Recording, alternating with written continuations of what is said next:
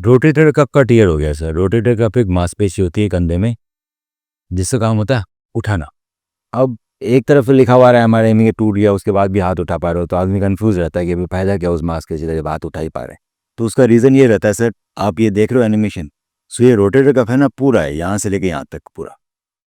तो जब भी ये टियर होता है तो सेंट्रल पार्ट टूट जाता है, पर ये पेरिफेरल थोड़ा पार्ट चिपका हुआ रहता है, तो इसलिए हम हाथ उठा पाते हैं। बहुत सारी मांसपेशी है ना, ऊपर से डेल्टोइड भी है, तो रोटेटर कप अंदर है, डेल्टोइड बाहर है, तो धीरे धीरे आदमी कंपनसेट करना सीख जाता है।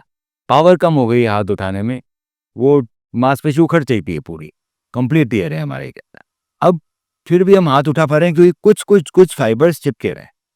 कंप्लीट टियर का मतलब ये है कि फुल थिकनेस टियर है, पर फ्लैट है मांसपेशी, एक मोटा टेंडन नहीं है, फ्लैट है।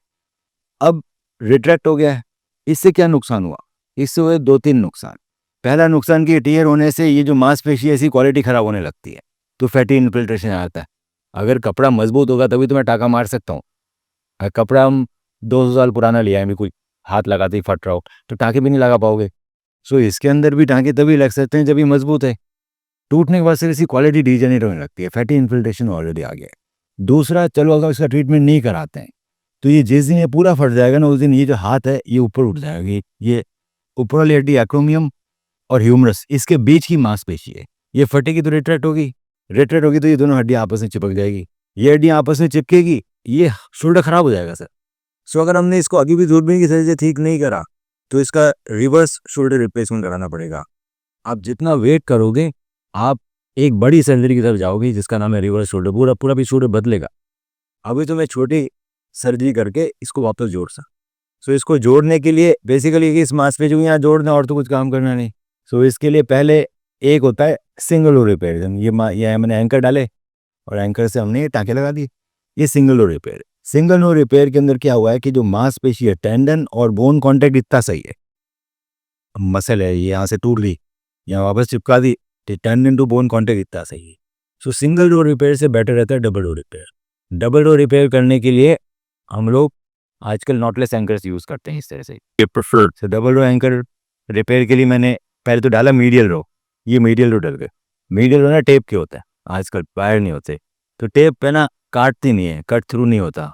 इसको फिर हम इस मसल से पास करा लेते हैं और इन टेप्स को लेके एक अलग तरह का एंकर आता है, सॉलिड लॉक एंकर, उसके अंदर लोड करके लेटरल रो रिपेयर कर देते हैं। सो इसके अंदर क्या फ़ायदा मिला मुझे, मीडियल रो से टेप निकली, लेटरल रो में चली गई।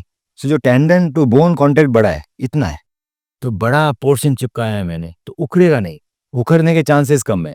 सिंगल रो रिपेयर में टेंडन टू बोन कॉन्टैक्ट कम है तो उखड़ने के चांसेस ज़्यादा है। सो ये बेटर रहता है। इसके बाद 1.5 महीना हाथ बंधा रहेगा, मतलब जब तक ये चिपक नहीं जाएगी तब तक हाथ हिला नहीं सकते। सो शोल्डर इमोबिलाइजर लग जाएगा, दूरबीन से सर्जरी होती है, खून नहीं निकलता, रिस्की नहीं है। ये जब हटेगा तब कंधा जाम हो चुका होगा, फिर धीरे धीरे हम एक्सरसाइज करके कंधा खोलेंगे, तो 2-2.5-3 महीने में पूरा हाथ उठ जाएगा। फिर एक्सरसाइज चलती रहेगी, 4-5 महीने तक एक्सरसाइज चलेगी, ऑनलाइन सिखाते रहेंगे और कैसे एक्सरसाइज करनी। सर्जरी दूरबीन की है, मैं यूज़ करता हूँ आर्थरेक्स का अमेरिका। कई बार इसके अंदर लेमिनेशन होता है, 2 पार्ट में टूट जाती है, सो लेमिनेशन को भी हम नॉटलेस तरीके से ठीक कर सकते हैं। तो चीज़ें लेमिनेशन होता है, ऐसे 2 पार्ट में हो गया लेमिनेटेड। सो आजकल एंकर्स आते हैं जो, मतलब ये दिखाने का ये मतलब है कि सिंगल रो रिपेयर के बाद डेवलपमेंट बहुत ज़्यादा हो गया, अलग तरह के एंकर्स आ रहे हैं, 3-4 धागे रहते हैं, लेमिनेटेड भी रिपेयर कर देते हैं। सो लेमिनेशन भी रिपेयर कर सकते हैं डबल रो रिपेयर से।